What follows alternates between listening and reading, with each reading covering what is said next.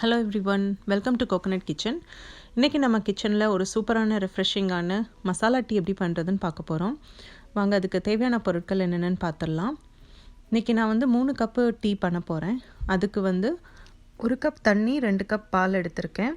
அதோடு தட்டி போடுறதுக்கு 2 ஏலக்காய், 3 லவங்கம், ஒரு சின்ன பட்டை துண்டு, அப்புறம் அன்னாசி மொக்கு. அன்னாசி மொக்கு ஒரு சின்ன இதழ் மட்டும்தான் போடுவோம். இது உங்களுக்கு காட்டுறதுக்காக எடுத்து வச்சுருந்தேன் ஃபுல் இது. அப்புறம் கொஞ்சம் இஞ்சி. இப்போ இந்த ஸ்பைசஸ் எல்லாத்தையும் ஒரு சின்ன அம்மிக்கல்லையோ இல்லை உங்கள்கிட்ட அம்மிக்கல் இல்லைன்னா மிக்சிலேயோ போட்டு தட்டிக்கலாம் 1-2. இப்போது தண்ணி கொதிக்க வச்சு அதில் இந்த ஸ்பைசஸை போட போகிறோம். ஃப்ரெஷ்ஷாக இடிச்சுக்கிட்டால் எப்போவுமே நல்லாயிருக்கும். அதனால் நான் ஃப்ரெஷ்ஷாக தான் ப்ரிஃபர் பண்ணுவேன். இப்போது பாத்திரம் அடுப்பில் வச்சு 1 கப் தண்ணி ஊற்றிருக்கேன். இப்போ இந்த ஸ்பைசஸை தட்டிக்கலாம்.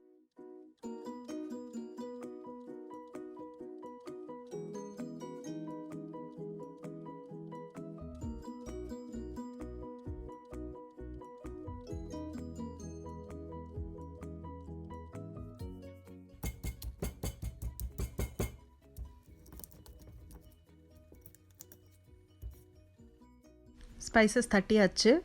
இப்போ இந்த ஸ்பைசஸை நம்ம டீ பாத்திரத்தில் தண்ணியில் போட்டுடலாம்.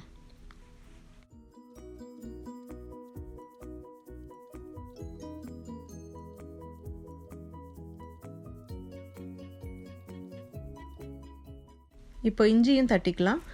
இஞ்சி கொஞ்சம் நல்லாவே தட்டிக்கலாம். ஏன்னா அந்த சாறு நல்லா இறங்கி கொஞ்சம் ஜீரணத்துக்கு நல்லாயிருக்கும். ஸோ இஞ்சி நான் நல்லா பொடிசாகவே தட்டியிருக்கேன். இப்போ இஞ்சி தட்டியாச்சு. இப்போ இந்த இஞ்சியை மசாலா கூட சேர்த்துக்கலாம்.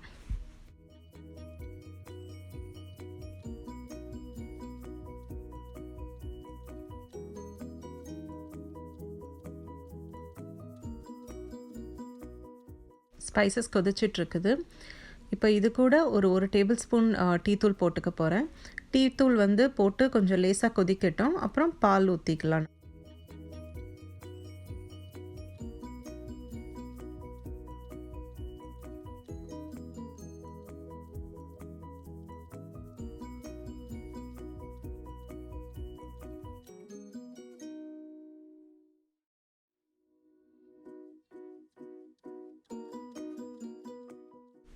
டீ லேசாக கொதிச்சிருக்கு. ரொம்ப நேரம் டீயை கொதிக்க வைக்க வேண்டாம், ஏன்னா கடுத்துரும். பால் ஆட் பண்ணிக்கலாம். பால் ஆட் பண்ணிவிட்டு கொஞ்சம் பாலோடு சேர்ந்து கொதிக்கவும் 3 டேபிள் ஸ்பூன் சர்க்கரை ஆட் பண்ணுறேன். சர்க்கரை ஆட் பண்ணி ஆஃப் பண்ணிடலாம்.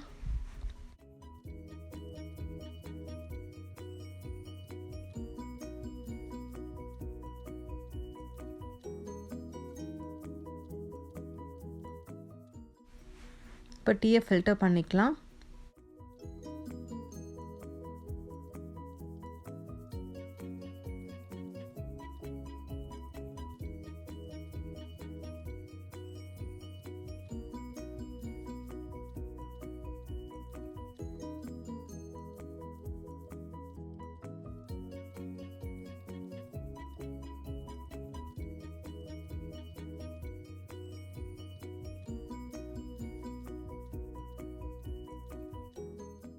சூப்பரான மசாலா டீ ரெடி.